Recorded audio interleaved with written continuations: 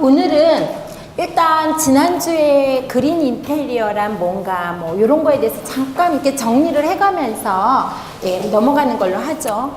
일단 여러분들이 이제 이렇게 정원사가 되려면 바깥에 실외 식물도 잘 아셔야 되겠지만 일단 원예란 뭔고 화예가 뭔가 이런 거에 대해서 조금 알 필요가 있거든요. 말 그대로 화예는 초본성 식물의 꽃을 말하지만 넓게로는 잎을 가진 이런 식물이나 나무도 다 화라고 그러죠. 화, 꽃이고요. 화는 녹색 식물이라는 뜻이에요. 그래서 화에는 줄기를 감상하는 게 있고 또 잎을 감상하는 게 있고 열매를 관상으로 보는 그런 식물도 있죠. 뭐 굳이 이렇게 관상용 뿐만이 아니라 요즘은 식용이 가능한 화예류도 되게 많죠. 그죠? 예. 그래서 우리가 장식을 하거나 아니면 기르는데 우리가 꽃을 많이 활용을 하는데 이 꽃도 절화로도 사용을 하지만 분화로도 사용을 하죠.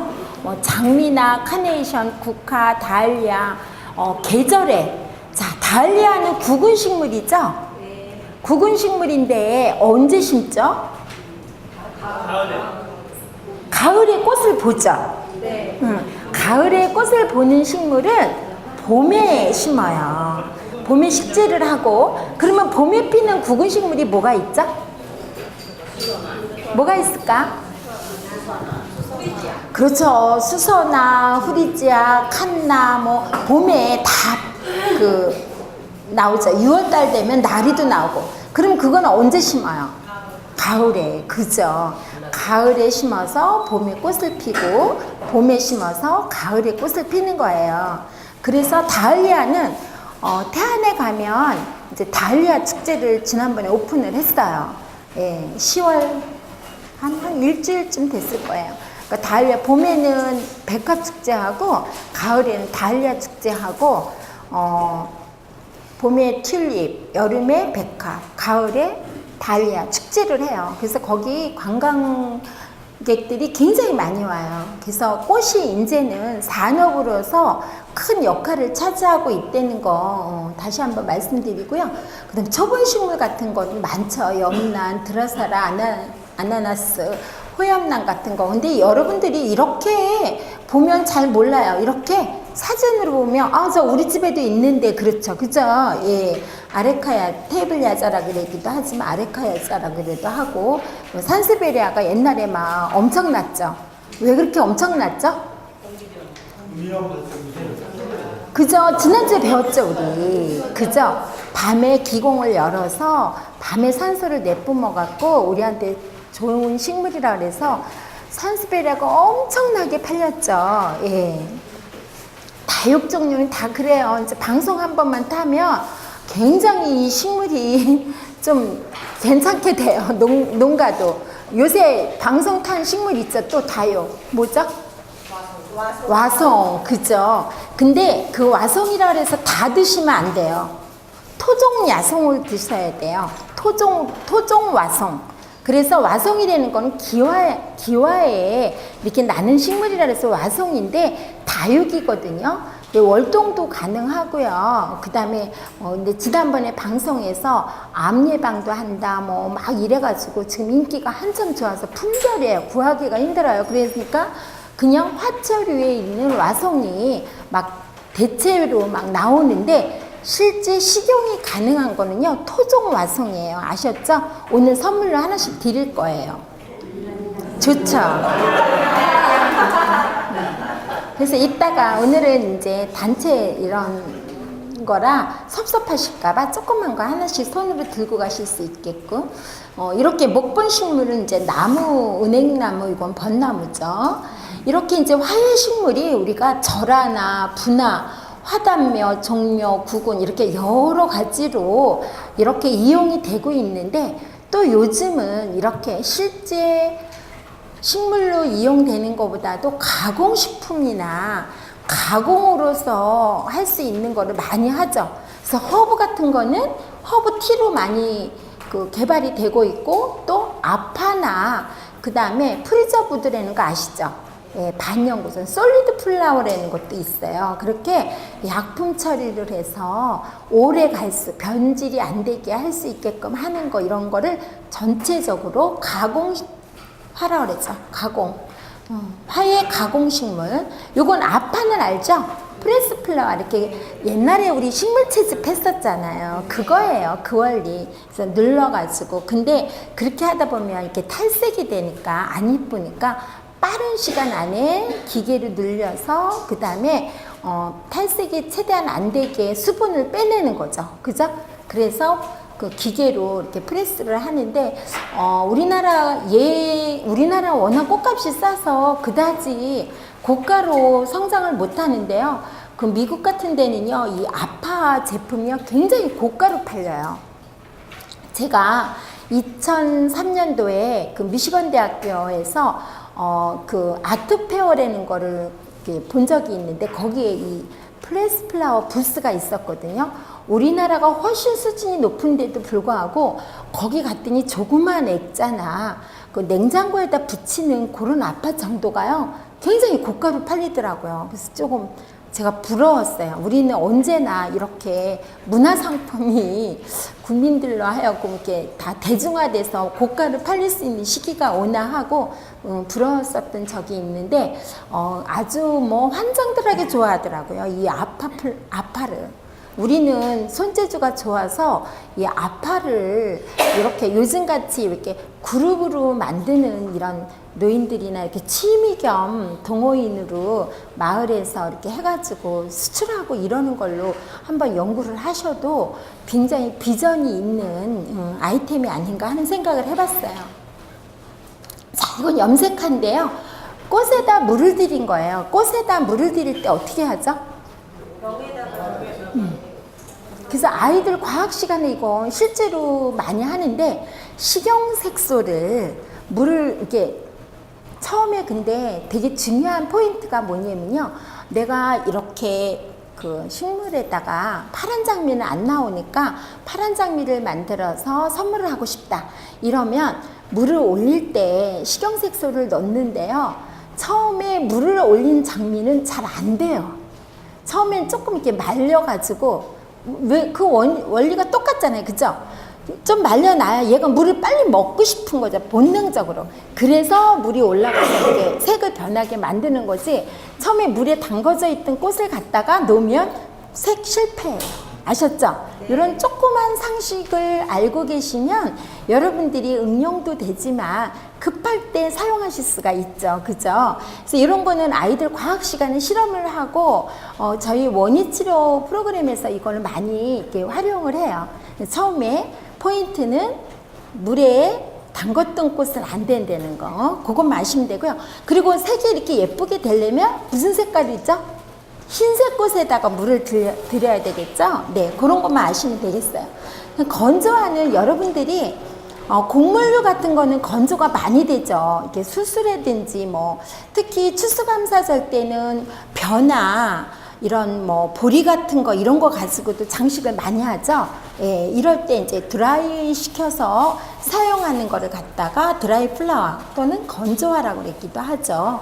그래서 우리가 이렇게 화훼 장식은 실내 장식, 실외 장식 이렇게 점차적으로 크게 만드는 게 실내 장식, 그 다음에 실외 장식이라고 하지만 실제로 이 영역이 굉장히 많이 세분화가 됐죠. 요즘은. 그래서 예를 들어서 실내 장식도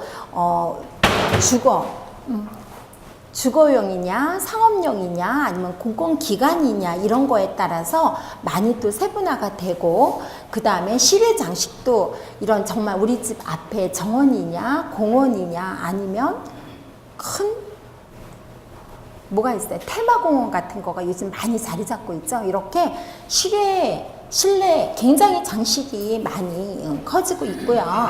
지금 그린 인테리어란 뭐냐면 식물을 인테리어를 하면 자주 바꿔야 되죠. 그죠? 그러다 보니까 인테리어를 할 때 아예 식물을 갖다 계절별 또는 테마별로 쉽게 식물만 바꿔서 인테리어로 변화를 하는 거가 바로 그린 인테리어라는 거죠. 그래서 그린 인테리어의 이 아이템은 앞으로 굉장히 많이 성장이 될 거라는 거죠. 그죠? 그런데 이제 과거에는 식물을 그냥 우리 집에 하나 둘 키우는 것만 만족을 했죠. 근데 여기는 왜 사람이 없어요? 갑자기 생각해보니까 내가 미운가 봐.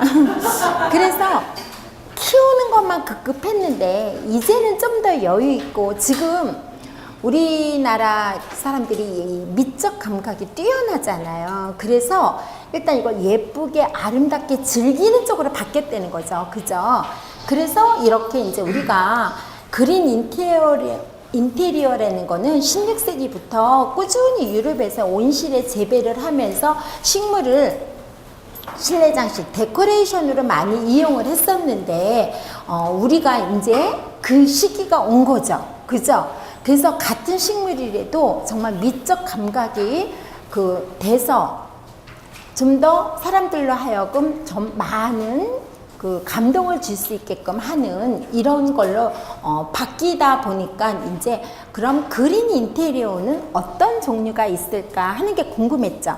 지난주에도 다 설명을 드렸지만 전체적으로 이렇게 이제 한번 마무리를 하는 거거든요.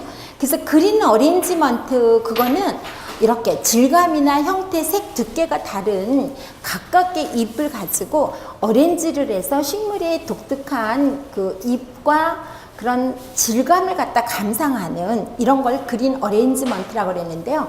그린 어레인지먼트는요, 저라도 포함이 됩니다. 그죠? 자, 모아 심기는 말 그대로 한 화분 안에 이런저런 종류의 식물을 모아서 심는 건데, 이런저런 식물을 모아 심는데 어떤 종류끼리 심어야 되죠? 같은 환경에서 자라는 종류의 식물을 심는 게 가장 중요하다고 그랬죠? 네. 그래서 그렇게 이것저것 같이 심는데 환경이 비슷한 조건의 식물을 같이 모아서 심는 거를 모아 심기라고 그러고, 화분 심기는 그냥 여러분들이 화분에 하나하나 심는 거를 화분 심기라고 그래요. 테라리움 우리가 지난번에 해봤죠. 예, 그래서 설명은 안 해도 넘어가도, 비바리움도 지난번에 설명이 됐고, 또 아쿠아리움도. 그다음 디쉬가든은 뭘까요? 아주 얇은, 물 빠짐이 없는 아주 얇은 접시나, 보통 우리가 식물을 심어서 여기다 키우려면 어때? 좀 약간 두껍죠? 근데 여러분들 분재는 어때요? 분재 화기는 좀 더 낫죠? 예, 그런 거 뭐냐? 그런 분재 같이 크게 키우는 거는 아니지만, 이렇게 작은 접시 안에다가 작게 키우는 거예요. 그래서 접시 안에서 키운다 그래서 디쉬가든이라 그러는데, 이거는 잘 자라지 않는 테라리움 용기 안에서 심는 식물하고 같지만 얘도 마찬가지로 물 빠짐이 거의 없죠. 그래서 그런 처리를 잘 해주시면 돼요. 그다음 수경 재배는 어떤 식물이든 수경 재배 가능합니다. 제가 말씀드렸죠. 다육도 수경 재배가 된다고. 예, 이런 거 뭐냐? 물로 양력 재배해서 장미 같은 것도 오히려 훨씬 더 크고 좋은 게 많이 나오거든요. 그런 종류를 수경 재배라고 그러고, 토피어리는 토피어리가 유래가 된 거는 우리가 정원수에 보면 정원을 어떻게 키워요? 나무 전정 예쁘게 자란 데는 어떻게 돼 있죠? 이렇게 볼 형태로도 깎고 콘 형태로도 깎고, 이렇게 건물이나 아니면 동물 모양, 그죠? 토끼처럼도 만들고, 이렇게 풍뎅이처럼도 만들고, 이렇게 만들어서 전정을 해서 모양을 만드는, 동물의 모양이나 어떤 그 조형 형태로 만드는 걸 갖다가 토피어리라고 그러죠. 거리부는 지난번에 말씀드렸던 것처럼 걸어서 아래로 늘어지게 키우는 식물. 이렇게 이제 공간 그린 인테리어를 갖다가 이렇게 구분을 하자면, 각가지 이런 아이템을 가지고 실내에다가 적정한 장소와 또 식물이 필요한 공간에다가 우리가 배열을 하는 게 이제 그린 인테리어예요. 자, 그래서 그 그린 인테리어 중에 지난번에 우리가 뭐를 했어요? 거실, 그죠? 거실을 했죠. 오늘은 아이템이 베란다, 그죠? 그래서 베란다가 가장 우리 그 처음에 실내에서 식물을 가꾸고 키우는데 가장 적합한 장소가 베란다다라고도 얘기를 하는데 그 이유가 뭘까요? 그렇죠. 외부에 빛이 들어오고 공기의 흐름을 갖다가 만들어주는 곳이 바로 베란다죠. 근데 원래의 베란다의 개념은 원래는 이렇게 아래층과 위층과의 사이에 남는 공간.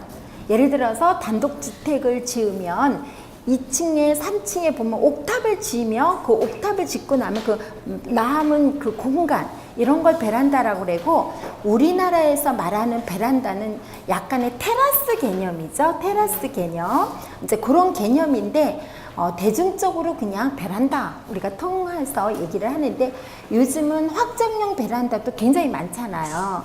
그래서 일단 베란다에서 우리가 식물을 어떤 종류를 어떻게 해서 잘 키우는 거에 대한 팁을 갖다가 보시는 걸로 하죠. 그래서 일단 발코니는 아파트 베란다 구조에 우리나라에서 말하는 그 베란다가 사실은 발코니다. 그 다음에 테라스는 테라스 같은 경우에는 저는요 정말 우리나라에 이렇게 테라스 개념의 아파트 이 공간을 활용하는 데가 있구나 하는 데가 있어서 깜짝 놀랐어요. 제가 한 3년 전에 용인시랑 활동을 할 때 거기 이렇게 아파트 주변을 강의를 나갔거든요. 근데 물풀의 마을이라는 데가 있어요. 물풀의 마을. 근데 거기 지공에서 상탄 아파트인데 자연 경관을 그대로 살려서 아파트 안에 계곡처럼 물이 흐르고요. 그 다음 1층에 사는 사람한테는 저런 테라스를 크게 져줬어요. 그래서 저는 여기서 여기 카페면 너무 좋겠다. 그 지역 사람들한테 강의할 때 그 층에 사시는 분한테 카페라고 그랬어요. 너무너무 좋더라고요. 굉장히 넓은 공간을 그때 한참 분양 안다고 막 이러면 이렇게 서비스 공간을 막 주잖아요. 한 15년 전, 20년 전에 목동 아파트에 한참 1층이 제일 비쌌던 적 기억나시죠? 그 집 고쳐주는 그 프로그램 하면서 1층을 정원을 만들어줬잖아요. 그 바깥에 아파트 1층 나가는데. 근데 요새도 아마 1층이 비쌀 거예요. 그래서 이렇게 아파트에 그런 어떤 테라스 개념의 그 정원 이런 거를 개인 소유로 가꿀 수 있게끔 그런 제도가 많이 돼 있는 것 같아요. 요즘은. 자, 그러면 우리가 베란다가 꼭 필요해서 만들어진 거죠. 그런데 다들 확장을 해요. 그죠? 근데 사실은 베란다가 햇볕과 바람을 자유자재로 들어오게 할 수 있는 공간이기도 하지만 또 외부의 찬 공기나 이런 게 한 번 정도 걸러주는 거기도 하고 특히 우리가 비상시에는 거기가 우리가 대피소가 될 수가 있는 거거든요. 근데 이제 그런 개념이 없다 보니까 마구 베란다에다 짐을 싸놓거나 들어갈 수 없게 만들거나 다 막죠. 원래 법적으로 베란다에 사실은 못하게 돼 있어요. 근데 우리나라는 그게 이제 좁은 나라에 살다 보니까 공간을 이용하기 위해서 그렇게 하는데 사실은 그런 거는 꼭 필요하다는 거죠. 그죠? 그 다음에 이제 베란다가 우리가 식물을 다루는 사람은 베란다 공간이 정말 너무 고마운 공간이거든요. 그래서 베란다에서 식물을 키우는데 우선은 물도 공급이 되죠. 그죠? 식물에 물을 줘야 되니까 물도 흙도 맘대로 써도 청소도 용이하고 그 다음에 또 식물을 키우지 않는 공간에서는 또 저 같은 경우에는 아이들 놀이방을 만들었어요. 그 밑에 두꺼운 거 깔아가지고 거기다 이렇게 책꽂이 설치해서 거기서 그냥 이렇게 내팽개쳐 두면 아이들이 스스로 놀다가 정리하면 조금 이쪽 공간이랑 이렇게 구분이 돼서 사는데 되게 좋더라고요. 그런데 이제 이렇게 베란다를 갖다가 여러 가지 방법으로 이용을 할 수 있는데 요즘은 이제 베란다가 하나만 있는 것이 아니라 방마다도 있고 또 침실에도 있고 따로따로 다 돼 있죠. 자, 그럼 베란다에서의 사계절에 어떤 일을 하면 좋은가? 베란다에. 자, 봄에는 뭐를 하죠? 주로 장도 담그지만 봄에 다 꽃을 심고 또 모종을 심죠. 봄에 대부분이 왜 겨울에는 춥고 움직이기 싫지만 봄이 되면 따스한 햇살이 이렇게 하면 여자들이 좀 막 봄바람 난다 그러잖아요. 그래서 봄 되면 그 묵은 먼지 다 털어내고 막 예쁜 꽃 갖다 사다 놓고 그래서 꽃집이 1년 중 제일 잘 될 때가 봄이잖아요. 그래서 봄에 이렇게 모종도 심고 하면 이제 우리가 여름에 수확하고 가을에 수확하게 되는 거죠. 자, 그렇다면 가을이 되면 어때요? 가을 되면 다 또 꽃들을 안으로 들여놔요, 오히려 베란다도. 근데 저는 이 꽃이 피는 식물은요, 그 저온 처리가 저온 처리가 돼야지만 꽃이 펴요. 그래서 꽃마다 저온 처리하는 온도는 다르지만 그 너무 따뜻한 데만 있으면 꽃이 잘 안 펴요. 그래서 베란다에다 그 적정한 온도 체크만 잘 하시면 두시는 것도 괜찮아요.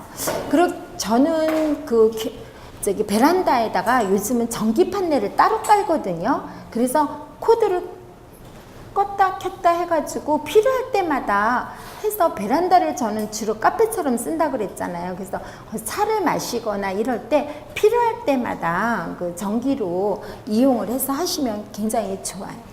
자, 그러면 이제 우리가 아파트 선택할 때 무슨 남향집이 좋다, 뭐 동향집 뭐 이렇게 많이들 따지시는데 왜 그렇게 따지냐 하면 이렇게 이제 동향은 일찍 빛이 들어왔다가 없어지죠. 그죠? 근데 남향은 조금 오랫동안 빛이 들어오죠. 예. 그래서 이제 이렇게 동향일 때는 아침에 열매 채소를 잘 자라게 하는 빛이 들어오니까 동향일 때는 이런 식물을 놓으면 좀 더 효과적이다. 그리고 남향일 때는 이제 은근히 빛이 오래 밝게 볼 수 있게끔 하는 이런 식물이 좋은 거고요. 이렇게 내가 우리 집의 베란다에 주어진 조건에 맞는 그런 베란다 활용이 중요하다는 것을 말씀드렸고요. 자, 이렇게 보면 저는 이렇게 이제 중앙 베란다, 집에서 거실 옆에 있는 베란다가 중앙 베란다라고 말을 하는데, 이게 이제 제 친구네 집이거든요. 이렇게 베란다에 이렇게 데크를 깔아서 밑에 판넬을 깔고 데크를 깔아서 때에 따라서 이렇게 차도 마실 수도 있지만 식물을 이렇게 키울 수 있게끔 그런 구조를 만들었고요. 주방 같은 경우에는 주로 이제 주방 살림이 나가죠. 이제 아이들, 요거는 이제 침실 옆에 있는 베란다인데, 저는 제가 알고 있는 분들이 이사를 가면 현관에서 베란다까지 다 전체를 그린 인테리어를 하거든요. 그런데 절대로 이거 확장을 못하게 해요. 확장을 안 한 상태에서 이렇게 데크를 깔고 인테리어를 해요. 그리고 그러면 훨씬 활용하기가 좋아요. 때에 따라서는 좀 이렇게 문을 닫아 놓으면 훨씬 더 아늑하고 좋거든요. 이건 우리 후배네 집이고요. 애들이 어린 집은 이렇게 베란다에다가 놀이터 만들어 주고요.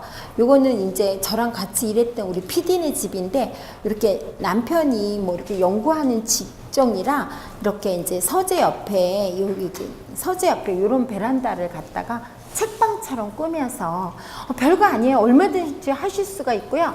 이렇게 아이디어나 아니면 한 번만 보시면 하실 수 있어요. 특히 제 디자인은 굉장히 쉬워요. 아주 단순하고 쉬웠고 그런데 사실은 쉬운 게 더 어렵죠. 단순한 게 제일 어렵긴 해요. 왜냐면 복잡한 건 복잡한 대로 그냥 뭐가 있어 보이는데, 단순한 거는 아주 잘 맞지 않으면 어울리기가 좀 어렵죠. 그래서 이렇게 이건 이제 일반적인 여러분들이 평소에 집에서 키우는 정도의 베란다죠. 근데 이렇게 식물이 이렇게 여러 개 이 화분에다 놓고 해더라도 높낮이를 주거나 공간을 잘 활용해 하시면요, 그 나름대로 또 멋이 있어요. 이렇게 휴식 공간 만들고, 이거는 이제 아까 보여드렸던 우리 후배네 집의 아이방이에요. 딸방도 같이 컨셉은 같이 같지만 여긴 조금 아이방이라 조금 더 캐주얼하게 했고요. 그 위에 옆에는 이렇게 책꽂이를 놔서 아이가 책을 보고 친구들 오면 그냥 간단하게 간식 먹으면서 놀 수 있게끔 그런 공간을 해줬어요. 자, 그럼 베란다에다 둘 식물은 어떤 게, 이제 우리가 베란다에다가 뭐를 할 것이다 하면 일단은 이 베란다의 구성원, 사용하실 분들이 대상이 어떤 용도로가 가장 적합한가를 고민을 하시고, 그 다음에 어떤 식물을 키울까를 고민을 하시고, 요즘은 주로 어르신들은 주로 먹을 수 있는 식물들을 많이 하시는데, 그런 먹을 수 있는 식물도 컬러나 질감, 그 다음에 골고루 잘 배열만 하면 그 자체도 굉장히 멋스럽게 키우면서 먹을 수가 있다는 거를 강조하는 거예요. 저는 많은 분들이 사실은 원하시는 거를 잘 키우는 방법, 병해충을 없애는 방법, 이런 거에 더 많이 궁금해 하시는데, 이제 우리 그 과목이 그렇게 강의하시는 분들도 있지만, 저는 주로 같은 식물을 더 멋스럽게 즐기는 거가 더 초점을 두고 강의를 하는 거예요. 그래서 이왕이면 멋있게, 이왕이면 놓여지는 공간에 내 살림하고 더 인테리어적인 감각으로 어울릴 수 있게, 이런 건데, 이런 건 보시면 아마 보시는 것만으로도 도움이 되기 때문에 제가 이렇게 사진을 많이 보여드리는 그런 컨셉이죠. 그래서 중요한 거는 이제 어떤 테마로 할 것인가, 아까처럼 우리는 아이들이 많으니까 놀이터로 할 것이냐, 아니면 서재로 꾸밀 것이냐, 아니면 나는 차를 마시는 공간으로 할 것이냐, 아니면 뭐 부부간에 그런 대화를 나눌 수 있는 그런 장소를 할 것이냐, 이렇게 테마를 결정을 하시고 난 다음에 그 다음에 이제 거기에 어울리는 식물을 선택하시면 되겠죠. 그래서 식물 키울 때 이제 그 여러 가지 힌트는 제가 매번 느끼는 건데, 늘 제일 잘 키우시는 분은요, 매일 식물이랑 대화를 하시는 분이 제일 잘 키워요. 저처럼 꾸준한 일정, 이 생활 패턴이 일정하지 않은 사람은요, 정말 잘 못 키워요. 그래서 저는 주로 한번 심어 놓으면 그다지 매일 관심을 갖지 않아도 잘 키울 수 있는 방법을 연구를 한 거고요. 그 다음에 또 죽으면 새로운 식물을 쉽게 교체하는, 이런 걸로 직장 생활을 하거나 이러는 분은 그렇게 하지 않으면 식물을 즐길 수가 없거든요. 그렇지만 또 집에서 살림만 하시는 분, 매일매일 식물이랑 대화를 하시는 분들은요, 또 매일 잘 살펴보면서 잘 키우는 방법이 있거든요. 그러니까 저는 그런 거를 여러분들이 우리 집에 내 환경에 맞게끔 받아들이시면 돼요. 그래서 매일매일 잠깐이라도 봐주는 거는 굉장히 중요하고요. 그 다음에 지난번에도 말씀드렸지만, 이렇게 손가락으로 이렇게 넣어봤을 때 이 2마디 정도 속에까지 물이 묻지 않으면 그때 이제 물을 주시면 되는 거죠. 항상 깨끗하게, 그 다음에 시드른 꽃은요, 우리한테 기를 뺏어간대요. 그러니까 시드른 거, 꺾어진 거는 바로바로 정리를 해 주시고요. 그게 뭐 시드른 거에서는 에틸렌 가스가 발생이 되고 안 좋은 그런 공기를 갖다 만들어 주기 때문에 빨리빨리 정리하라는 거겠죠. 예. 그 다음에 이제 아까도 어느 분이 저한테 잠깐 질문을 하셨는데요. 제가 요즘 친환경 농법, 근데 정말로 친환경으로 식물을 키우는 게 되게 어려워요. 그래서 그렇게 되려면 그런 남양주나 광주 이런 데에 그 토양까지도 몇 년에 걸쳐서 심사를 받은 다음에 친환경 농가라고 그거를 맞거든요. 근데 우리가 그래도 친환경으로 해야지 내가 키워서 내가 먹는 거에 대한 의미가 있잖아요. 그죠? 그럴 때 저는 여기 옥토초등학교 그 학교 농장을 하면서 제가 이제 어떤 식으로 하냐면 채소밭도 정원처럼, 그죠? 그 다음 그 정원에 채소밭 옆에요, 그냥 꽃은 의미 없다라고 생각을 했어요. 왜냐하면 그분들은 수확이 목적인 농장을 하는 거기 때문에. 그래서 예를 들어서 배추를 심으면 그 옆에다가는 메리골드를 심어주고, 꽃이 이 향이, 벌레가 이 향이 싫어서 안 오는 그런 천적인 식물이 있어요. 그래서 고추 옆에는 대파를 심어주시면 돼요. 고추 옆에는 대파를 심어주고, 그 다음에 사실은 상추는 벌레가 잘 안 끼죠. 그 상추는 벌레가 잘 안 끼는데, 그런 상추나 치커리나 뭐 이런 그런 종류는 벌레 많이 끼잖아요. 그럼 한쪽에 케일을 갖다 넣어주는 거예요. 벌레 먹이로. 그러면 케일로 다 가요, 벌레가. 그래서 아예 그냥 구멍이 뻥뻥 나요, 정말로. 그렇지만 그 옆에 있는 식물은 멀쩡해요. 이렇게 벌레도 우리가 먹여가면서 한쪽으로 몰아가면서 이렇게 키우시는 게 훨씬 더 농약을 안 줘도 되고요. 그 다음에 마늘 같은 거 있잖아요. 마늘을 찢어서 그 즙을 내가지고 거기에 물을 타서 주는 거. 그런데 마늘, 식초 뭐 여러 가지 이렇게 그 민간요법들이 많은데, 그런 거는요, 이 스프레이 해준 다음에요, 시간이 지나면 닦아주셔야 돼요. 예, 기공을 막아요. 근데 그 닦아주는 그거를 안 해가지고 식물이 죽죠. 벌레는 죽었을지 모르지만 식물도 같이 죽죠. 그죠? 그래서 어느 정도 시간이 지나면 이렇게 닦아주셔야 돼요. 아셨죠? 그런 거 주의하시면 되고요. 그 다음에 이제 식물의 배열에 있어서 큰 식물 옆에 작은 식물 이렇게 공간을 주면 공기의 흐름이 좋고요. 그 다음에 큰 식물 밑에 이렇게 보면은 뭐 고무나무 벤자민이나 이런 큰 식물 보면 밑에 이렇게 작은 식물들 심어주죠. 꽃집에서. 그건 단순히 꽃을 예쁘게 하는 것도 있지만 수분이 날아가는 걸 방지해주고 그런 역할도 있는 거거든요. 그래서 그런 거를 잘 활용하시면 좋을 것 같네요. 그 다음에 이제 제일 문제가 오랫동안 집을 비우실 때, 예, 지난번처럼 이렇게 그릇에다 물을 넣고 구에다 화분을 담가 놓고 가셔도 된다고 말씀드렸죠. 예, 그런 방법도 있고요. 이렇게 이제 비닐봉지를 푹 화분을 이렇게 묶으면 예, 수분이 많이 안 날아가고, 혹 오랫동안 집을 비우셨을 경우에 날아가서 물이, 그래서 뿌리 골치 않게 밑에다가 맥반석이랑 숯 넣어서 이렇게 놓고요. 그 다음에 물을 그 깊이가 그 위에 줄기 있는 데까지 안 가면 돼요. 그래서 밑에서 물이 이렇게 빨아들이게끔. 그래서 저런 게 불안하시면 이제 심지 화분이라는 기법으로 그 밑에 천 있죠. 런닝샷스 같은 거, 이런 거 오래된 런닝샷스를 이렇게 잘라가지고 이렇게 말아갖고 심지처럼 그 화분 밑에다가 이렇게 해서 물이 따로 놓고 이렇게 물이 그 올라가게끔 이런 테크닉을 쓰셔도 돼요. 그거는 근데 잠깐 동안 집을 비우시는 거고요. 조금 더 일주일이든 이렇게 비우실 때 이런 방법도 좋아요.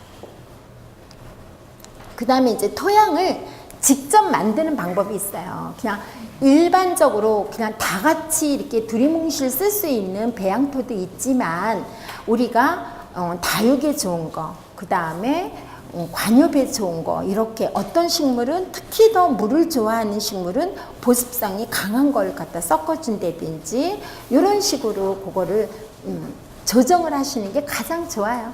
잘 모르시면요, 꽃집에 가서 일단 이제 좀 상의를 하신 다음에 하시고, 옛날에는 아무나 꽃집을 했어요. 그러니까 퇴직하면 나 할 거 없는데 꽃집이나 할까 이랬잖아요. 근데 요즘은 화훼장식 기능사나 기사를 따야지만 또 인정도 해주고, 아무나 할 수 있는 꽃집이 안 되는 게 디자인, 그 다음에 기본적인 식물에 대한 상식에 대한 거를 너무도 많이 물어봐서 만능이 돼야 돼요.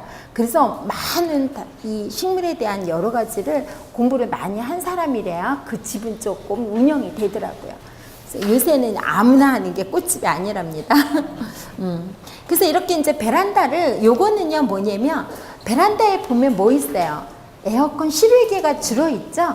그 실외기를 이렇게 한쪽을 막아서 이렇게 벽에다가 식물도 걸기도 하지만 이런 도구를 갖다가 이렇게 정리하는 거로 해놓은 거고요.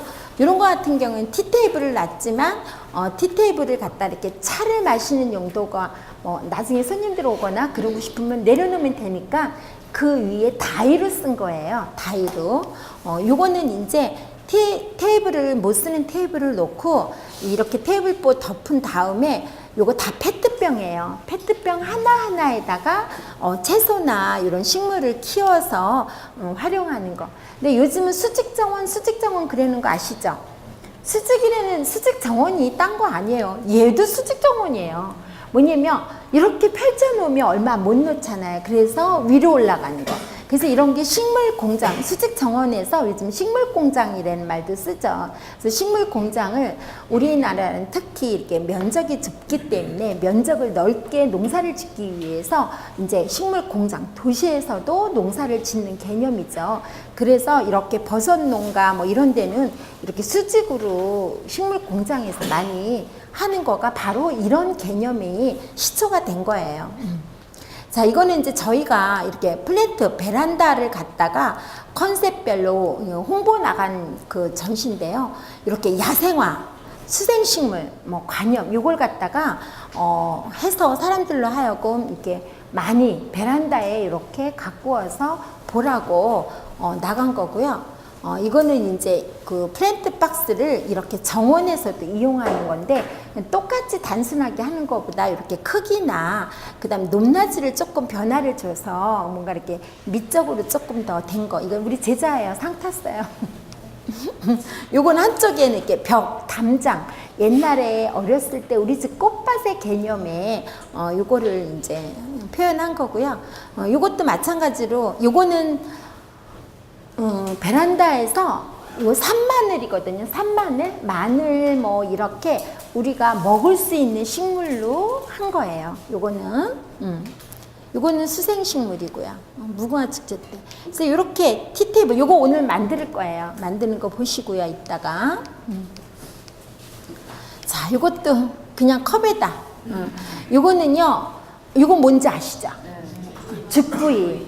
저는 죽부인을 제일 많이 활용을 해요. 뭐냐면 얘는요 일부러 이렇게 프레임을 만들지 않아도 프레임 자체가 됐고, 그 다음에 8월 말 정도에 홈플러스나 뭐 이렇게 마트에 가시잖아요. 진짜 싸요. 저렇게 큰 게 몇천 원 안 해요.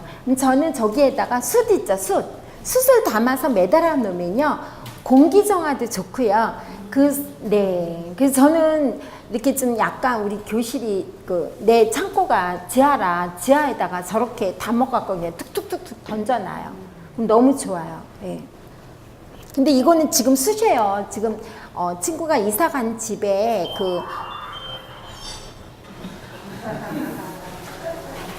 어디서 나온 소리예요? 여기에 새집 증후군 때문에 숯을 많이 놓으시죠? 근데 그 숯 놓는 게 되게 시커멓고 보기가 안 좋더라고요. 그래서 제가 여기에다가 다 참숯을 사가지고 대나무 숯하고 참숯 사서 넣고요. 그 위에다가 그러니까 뿌리가 직접 닿으면 안 된다 그랬죠? 그래서 이끼로 다 쌌어요, 식물을. 주로 다육으로. 얘네들 다 다육이에요. 다육을 싸서 그 틈을 이렇게 벌려서 지난번처럼 이렇게 놓고 매달아 놨어요. 이렇게. 베란다에다. 자, 물도 잘 안 줘도 되죠? 가끔 한 번씩 물 조금만 주면 되잖아요. 그죠? 그래서 제가 이렇게 했더니요. 오시는 손님들이 너무 다 좋아하시더래요. 아이디어가 좋다고. 제가 돈 크게 들었나요? 별로 안 들어요. 그러니까 이렇게 한번 이용해 보시고요. 새집, 네? 돈 많이 받고 파는 건데. 아, 저요? 제가 샵을 안 하니까 이렇게 아이디어를 다 드리면 이거 가지고 샵 하시는 분들은 장사하시고요. 그 다음에 얘가 저는 자연색이 좋아서 이렇게 자연색으로 하는데요. 그 색이 좀 마음에 안 든다 그러면요. 스프레이 있어요. 친환경 스프레이 이렇게 애들 그림 그리는 거. 그걸로 쫙 뿌리면요. 원하는 우리 집 구조에 맞게끔 하면요. 제가 굉장히 좋아요. 저는 얘가 이제 이렇게 하다가 실증이 났어요. 그래서 뭐로 했냐면 자작나무 있죠. 자작나무 껍질을 번지로 이렇게 송곳으로, 번지는 안 되더라고요. 그래서 송곳으로 이렇게 뚫어갖고 와이어를 다 묶어가지고 전체를 이렇게 세웠어요. 너무 멋지다 그러더라고요. 거기다 가끔 꽃만 넣으면 돼요. 이렇게 인테리어 소품으로도 얼마든지 변신을 할 수가 있거든요.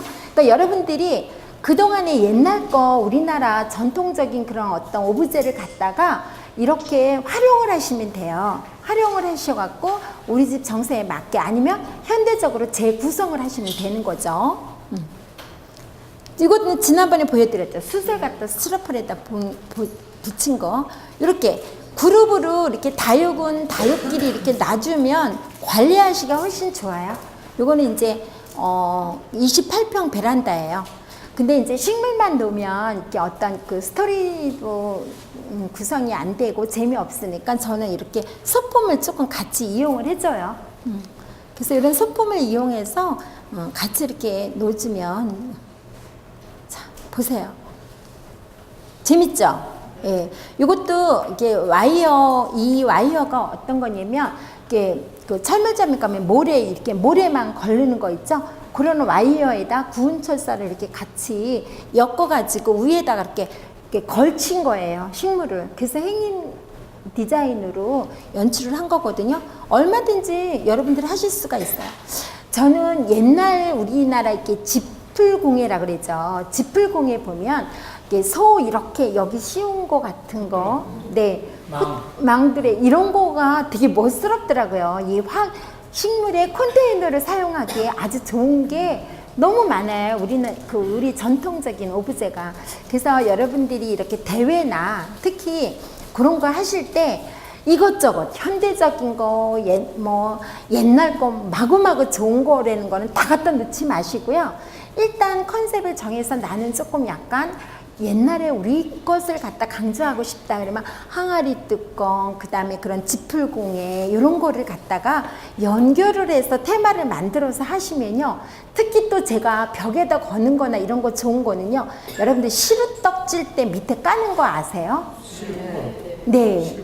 저는 그거에다가 콩란이나 저기 공기식물 있죠. 그런 거 붙이면 아주 예뻐요. 그러니까 저는 식물을 여러분들한테 팁을 드리는 거는 인테리어로서의 식물 연출에 대한 거를 저는 강조하는 거예요. 근데 거기에 적합하게 맞으면요. 그거 굉장히 예뻐요. 그거를 그냥 담는 거 싫으면 이렇게 한 번만 이렇게 딱 돌려서 이렇게 꼬매주면 이렇게 쏙 집어넣을 수도 있고, 그런 거 이용하시면 굉장히 좋을 것 같아요. 제가 그런 걸로만 한 것도 사실은 있는데, 그거를 여기다 못 넣네요. 지금 생각이 났네요. 이거는 테라리움. 이거는 제가 이제 전시할 때 이것도 넓게 보면 베란다거든요. 이거는 이제 용인기술센터의 테마공원에 거기 보니까 공간이 요만큼 있는데 되게 아깝더라고요. 그래서 제가 이렇게 연출을 했어요. 이거는 그냥 일반 화분에다가 유리 테이블을 갖다 가운데 이렇게, 그때만 해도 제가 이게 초창기라 이렇게 가운데 잘라서 양옆에를 이렇게 유리를 잘라가지고 이렇게 했는데, 단점이 누르면 유리가 쫙 일어나요. 그래서 굉장히 이게 아니다. 그래서 굉장히 여러 번 가다가 오늘 이따 보여드리는 게 이제 완성품이 됐어요. 이따 보여드릴게요. 생명도시 시흥